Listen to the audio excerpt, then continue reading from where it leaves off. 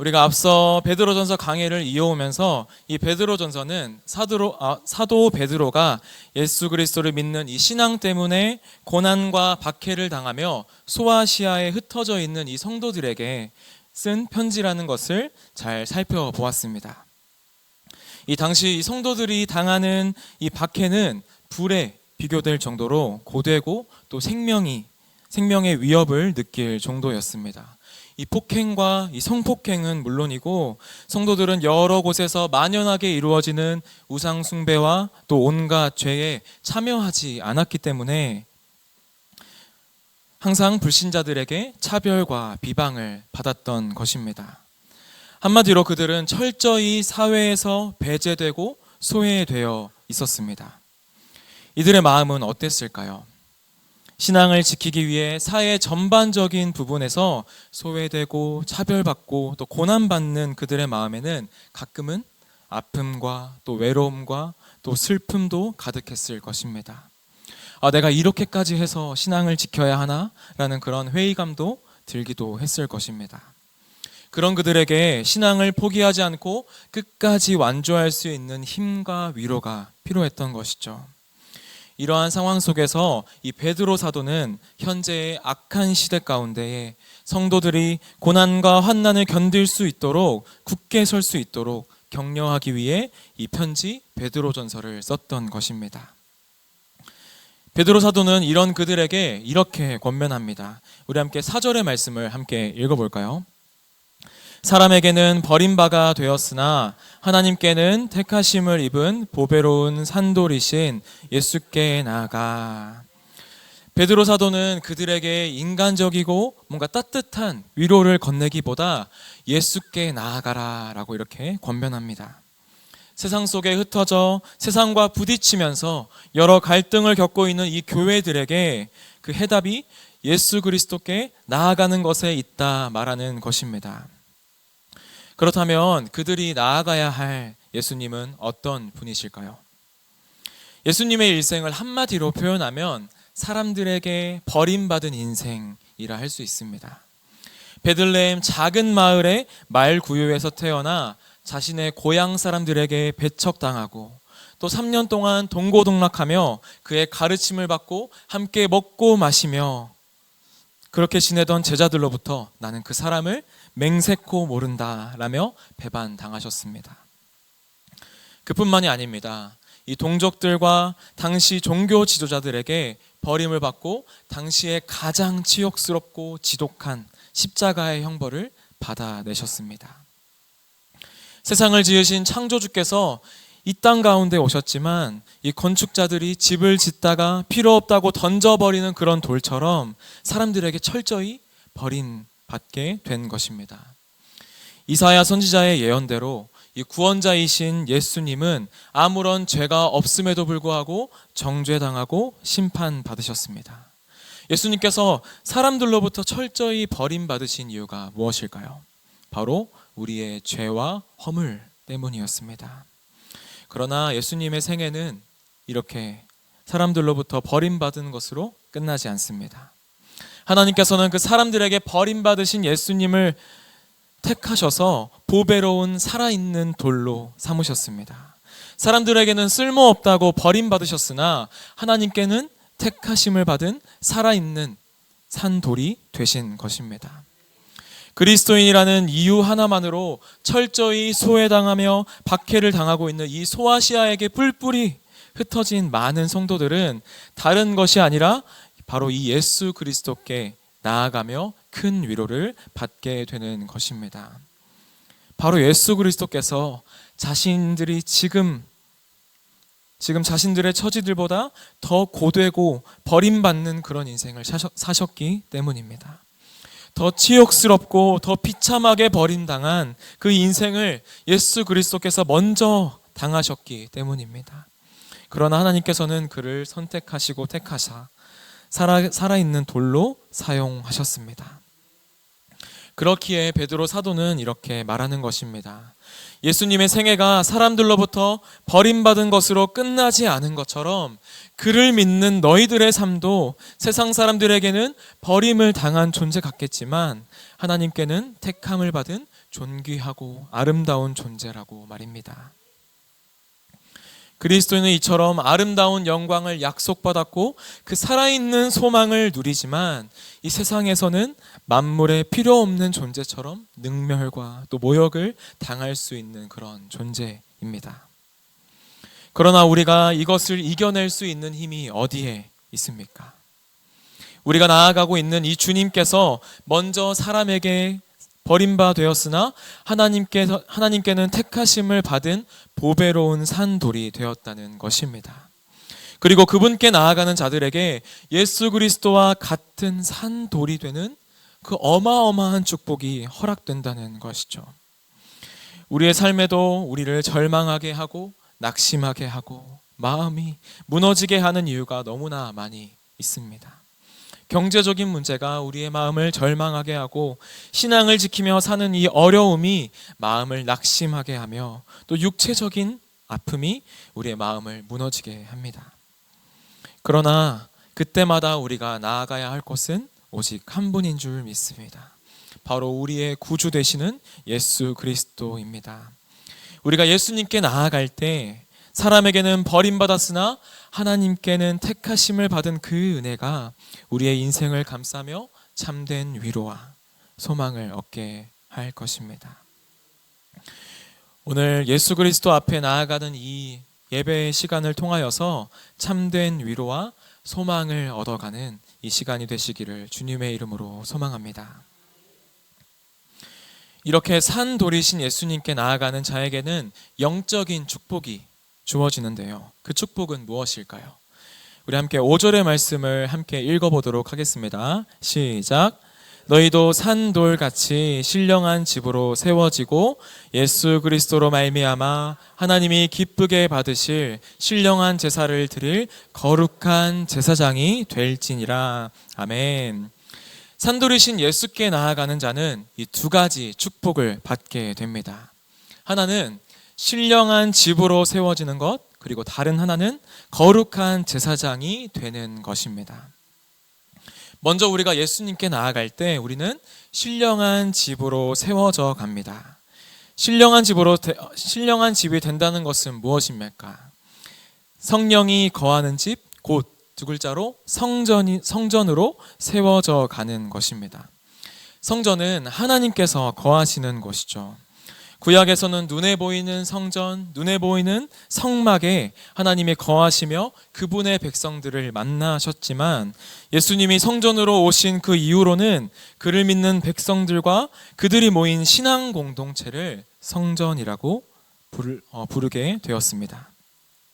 에베소서 2장 20절에서 22절의 말씀을 제가 봉독해 올리도록 하겠습니다. 너희는 사도들과 선지자들의 터 위에 세우심을 입은 자라. 그리스도 예수께서 친히 모퉁이돌이 되셨느니라. 그의 안에서 건물마다 서로 연결하여 주 안에서 성전이 되어가고 너희도 성령 안에서 하나님이 거하실 처소가 되기 위하여 그리스도 예수 안에서 함께 지어져 가느니라. 아멘. 우리는 이처럼 하나님께서 거하실 처소로 함께 지어져 가는 성전입니다. 우리를 성전으로 만들기 위해 예수 그리스도께서 친히 모퉁이돌이 되셨습니다. 우리가 지금은 철근 콘크리트 구조로 건물을 짓는 경우가 참 많이 있지만 과거에는 건물을 어떻게 지었냐면 돌을 쌓아서 건물을 짓는 경우가 많이 있었습니다. 모퉁이에 이 기초로 삼을 돌을 먼저 두고 거기에 맞춰서 나머지 돌들을 하나씩 다듬어 이어나가는 방식이었죠. 서로 연결하여 함께 지어져 간다는 것이 바로 그런 뜻입니다. 다른 돌들은 모퉁이돌에 맞게 깎이고 다듬어져서 모퉁이돌과 하나로 연결되어 하나의 벽을 이루고 건물이 되어져 갑니다. 그렇게 우리도 모퉁이돌이 되신 예수 그리스도에 맞게 깎이고 다듬어지면서 예수 그리스도와 함께 하나로 연결되어 하나님이 거하시는 처소인 성전으로 지어져 가는 것입니다. 죄로 인해서 우리는 하나님과 분리되어 완전히 죽은 돌과 같은 우리의 삶이었으나 산돌이신 예수님과 우리가 연합될 때 우리는 살아있는 돌이 되게 되었습니다. 그리스도와 마찬가지로 하나님께 택하심을 입은 보배로운 산돌과 같은 그런 자들이 되었다는 말입니다. 그렇게 우리는 하나님의 성전으로 함께 지어져 가고 있습니다. 그러나 우리는 이 예수님을 믿고 하나님이 거하시는 성전이 되었지만 여전히 우리 안에 계신 하나님의 뜻대로 행하지 못하고 또 우리의 뜻대로 살아갈 때가 훨씬 더 많다는 것을 우리는 매 순간 발견하며 살아갑니다. 여전히 우리의 육체 가운데는 죄성이 남아 있어서 하나님의 뜻과는 반대로 살아가기를 원하기 때문입니다. 그렇기 때문에 우리는 이 모퉁이 돌 대신 예수 그리스도에 맞게 더 다듬어지고 깨지며 내 뜻이 아닌 하나님의 뜻에 맞는 삶을 향해 나아가야 하는 것입니다. 그것이 바로 신령한 집인 성전으로 세워져 가는 것입니다. 제가 이 모퉁이 돌에 맞는 이 성전으로 지어져 가는 이 과정을 쭉 살펴보니까 마치 결혼 생활과 같다는 생각을 하게 되었습니다. 저는 이제 결혼한 지 1년 차, 또 아직 되지 않은 초보 부부인데요. 하나님 안에서 한 몸이 되었으면 말하지 않아도 또 서로의 눈빛만 봐도 서로의 마음을 알고 또 내가 우리 안에 사랑만 있다면 다투지 않고 순조롭게 흘러가는 그런 아름다운 삶을 제가 꿈꿨지만 결혼을 해보니 결혼은 역시 현실이라는 것을 깨닫게 되었습니다. 이 부부가 한 집에 살고 있지만 뜻이 합해지고 하나가 되는 데는 시간이 아주 오래 걸린다는 것을 피부로 느끼며 하루하루 살아가고 있습니다. 이 다 쓴 수건을 냄새가 나지 않게 먼저 널어놨다가 세탁기에 넣을 것인지, 아니면 바로 세탁기에 넣을 것인지, 아니면 가전제품을 온라인으로 구매할 것인지 오프라인으로 직접 이것저것 따져가면서 보고 살 것인지, 이런 여러 가지 사소한 부분도 뜻이 합해지는 것이 참 어려운 것입니다.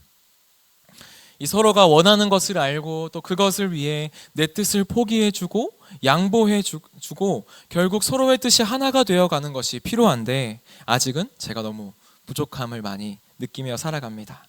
가끔은 제 뜻대로 맞춰주면 좋겠고 또 내 뜻대로 따라와 줬으면 생각이 들면서 또 힘든 마음이 들기도 합니다. 그러나 지금 여기 앉아 계시는 이 많은 결혼 선배님들처럼 이 서로가 점점 깎이고 또 다듬어져서 마침내 이 서로가 같이 있는 것만으로도 기뻐하고 만족하는 그런 사랑의 자리로 가는 날이 반드시 올 것을 저는 굳게 믿습니다. 네, 우리의 구원도 이와 같은 것 같습니다. 예수님을 믿었으니 내가 천국에 갈 수 있어 에서 끝나는 것이 아니라 하나님이 거하시는 신령한 집, 성전으로 매일 세워져 가는 것입니다. 내 안에 거하시는 하나님의 뜻에 내 뜻을 맞춰서 다듬고 깨뜨리고 깎아가면서 하나님과 내가 하나가 되어 가는 것입니다.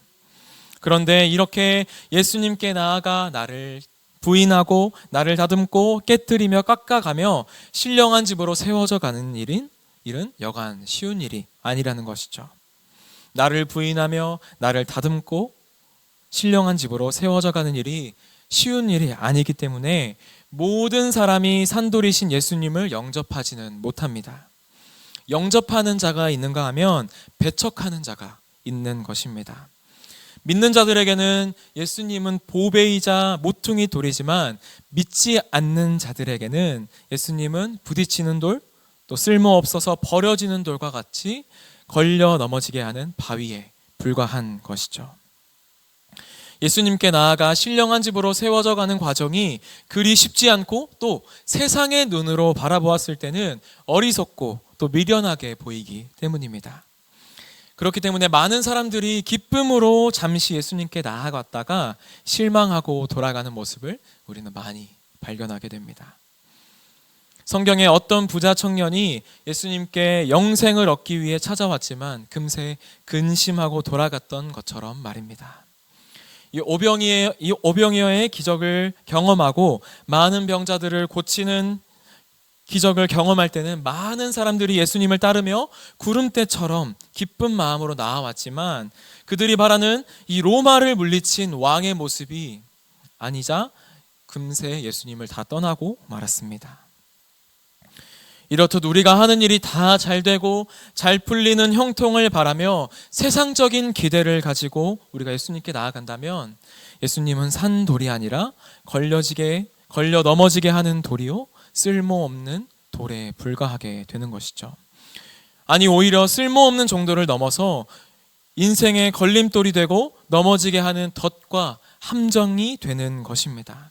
그러나 하나님께서는 이 건축자들이 버린 돌을 믿는 자들이 세워가야 할 신령한 집의 모퉁이 돌로 삼으셨다는 사실을 우리는 깨달아야 하는 것입니다. 여러분들의 인생 가운데 예수님은 어떤 분이십니까? 내가 기준으로 삼고 기꺼이 깎이고 다듬어져 갈 수 있는 모퉁이 돌이십니까? 아니면 내 인생에서 거치는 것이 되고 그저 부딪히는 돌과 같이 걸려 넘어지는 바위일 분이십니까? 오늘 이 자리에 모인 우리 모두가 예수 그리스도를 산 돌로 모퉁이 돌로 진정으로 믿고 함께 나아가 신령한 집으로 지어져 가기를 주님의 이름으로 소망합니다. 우리가 앞서 살펴보았던 것처럼 예수님께 나아가서 신령한 집으로 세워져 간다는 일은 쉬운 일이 아닙니다. 그렇다면 누가 산돌이신 예수님께 나아가 세상이 볼 때 미련하고 또 아무런 쓸데없는 이 신령한 집을 세워나갈 수 있을까요? 우리 함께 베드로전서 2장 9절에서 10절 말씀을 함께 읽도록 하겠습니다. 시작.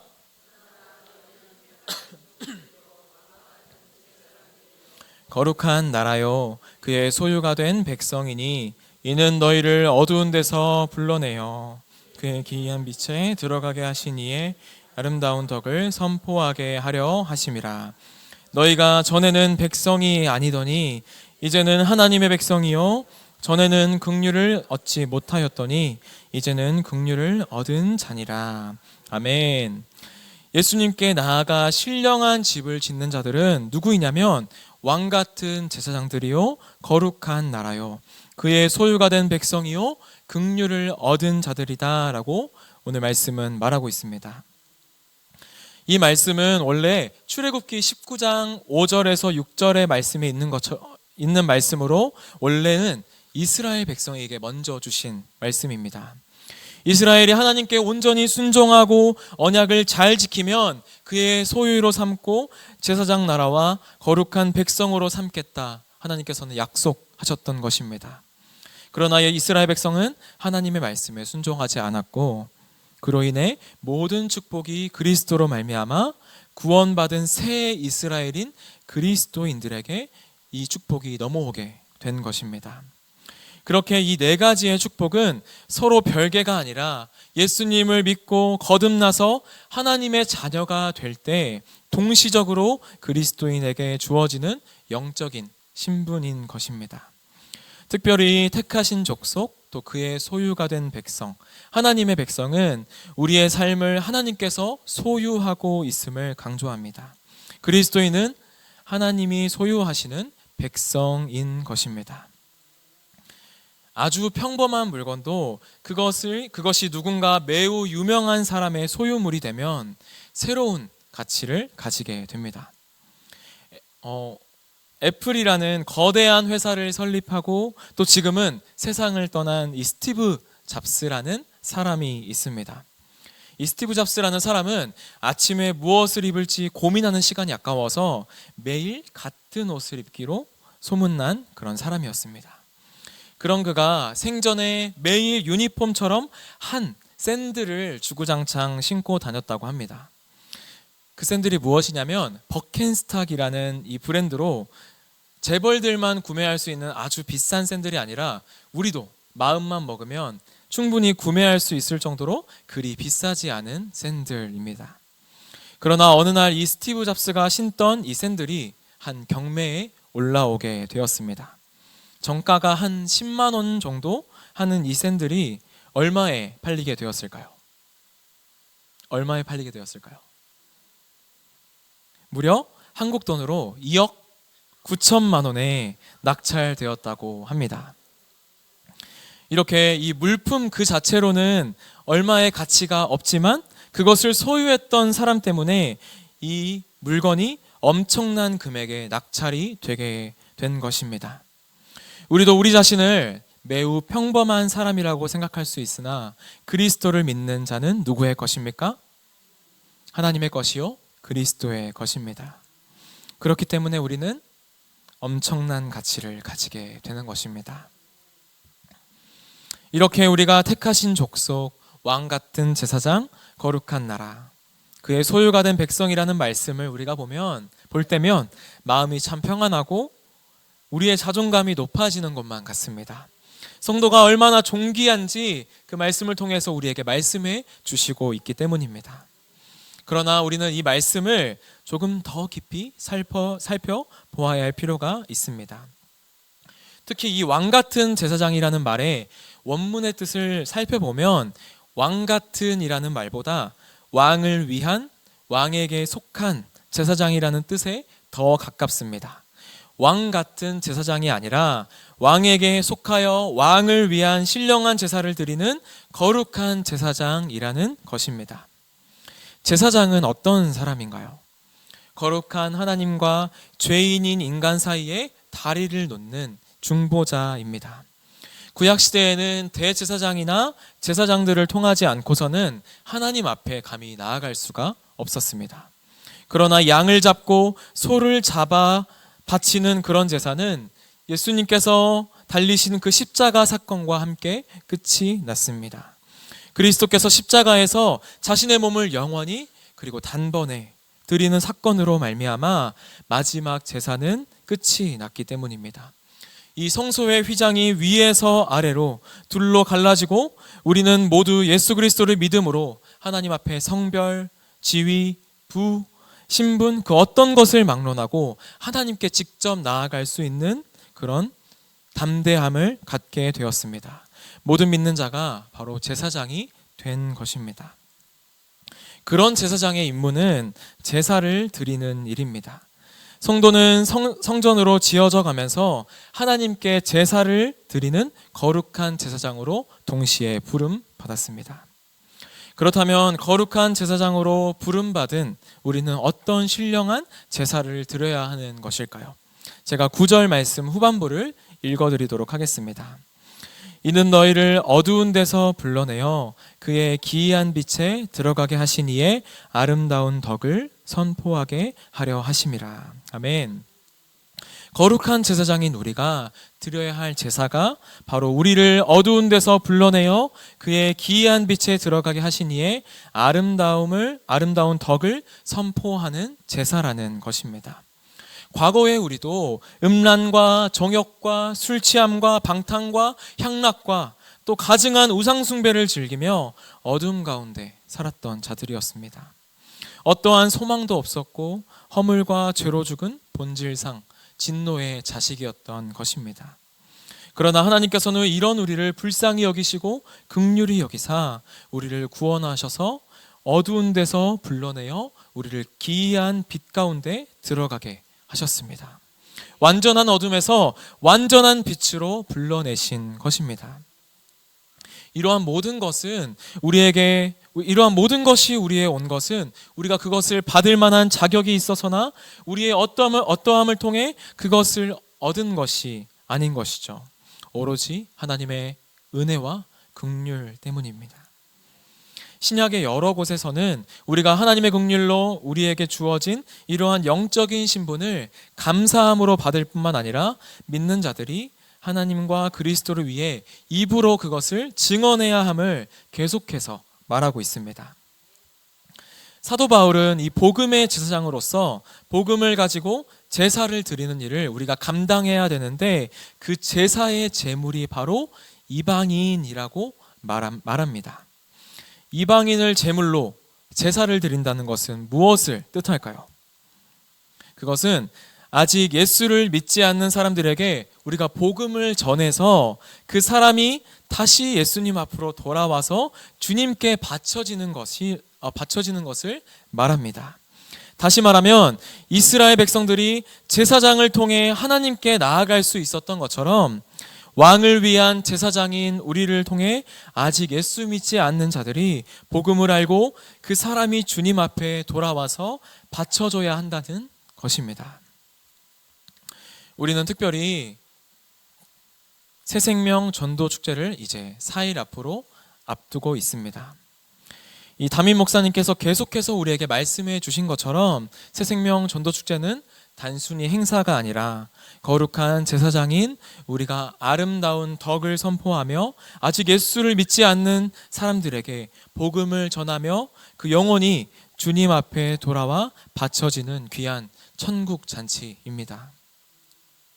그동안 우리는 채신자를 작정하고 그 47일의 기간 동안 그 채신자를 위해 기도하고 물심양면으로 정말 섬기며 헌신하며 아직 주님께로 돌아오지 못한 많은 영혼들을 위해 기도하며 거룩한 제사장의 임무를 성실히 감당하고 있습니다. 분명히 이러한 모든 수고와 기도를 하나님께서 사용하셔서 많은 영혼들이 주님 앞에 나와 함께 성전으로 지어져가는 은혜가 우리 가운데 있기를 주님의 이름으로 소망합니다. 우리가 얼마 남지 않은 기간이지만 우리가 그 기간을 정말 다시 한번 주님 앞에 준비하면서 먼저 우리가 산돌 되시는 예수님 앞으로 나아가 우리에게 값없이 주시는 그 영적인 신분을 다시 한번 확인하며 거룩한 제사장들로 그 새생명 전도 축제, 그날이 하나님이 찾으시는 그 한 영혼이 어두움 가운데서 빛으로 돌아와 함께 지어져가는 은혜를 누리며 하나님과 함께 기뻐하며 노래하며 춤을 추는 잔치가 되기를 주님의 이름으로 소망합니다. 말씀을 마칩니다. 성도와 교회가 이 땅에 존재하는 이유가 무엇일까요? 성도는 성도 자신을 위해 존재하지 않고 교회는 교회 그 자체를 위해 존재하지 않습니다. 바로 하나님과 어두운 세상을 위해 존재하는 것입니다. 성도와 교회는 하나님과 어두운 세상을 위해 존재합니다. 여기에 모인 우리 모두가 바로 성도이자 교회입니다. 하나님을 사랑함으로 우리를 부인하고 우리 자기를 부인하고 하나님의 뜻에 나의 뜻을 맞추어 다듬고 또 깎여져 가고 깨어져 가서 신령한 집으로 세워지는 것. 그리고 그렇게 하나님의 뜻에 순종하며 어두운 세상 속에서 하나님의 아름다운 그 덕을 선포하는 거룩한 제사장의 사명을 감당하기 위해 더욱 힘쓰며 기도하는 것. 그것이 성도이자 교회인 우리가 가져야 할 모습인 줄 믿습니다. 여기에 모인 모든 교회와 성도 되신 여러분이 모두 그렇게 되기를 주님의 이름으로 소망합니다. 아멘.